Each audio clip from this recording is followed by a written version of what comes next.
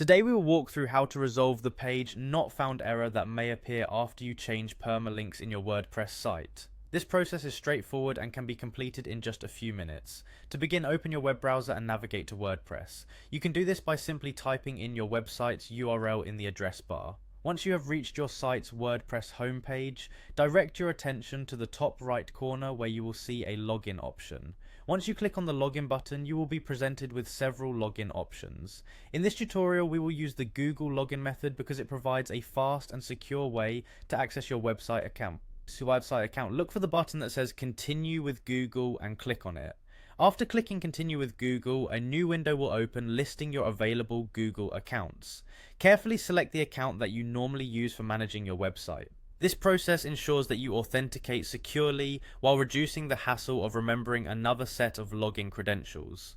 After signing in, you will be taken to your WordPress dashboard where you can manage all aspects of your website. Here you have several management options available. However, the focus of this tutorial is to adjust and confirm your permalink settings to avoid page not found errors. To do this, you first need to navigate to the Pages section of your dashboard. Usually this can be found by looking for a label that says Pages. Click on the Pages option to view the list of all your website's pages. Once you have accessed the Pages section, locate the page that you recently changed, or the page which is triggering the error. Then click on the option typically known as Quick Edit. Quick Edit is a useful feature that allows you to make changes directly to your page without having to open the full editor. When you enter Quick Edit mode, direct your attention to the slug field. The slug is a critical part of your page's URL structure because it defines the readable text that appears in the web address. Verify that the slug reflects the changes you intended to make. If there is any discrepancy, take a moment to update it so that it correctly represents the desired URL.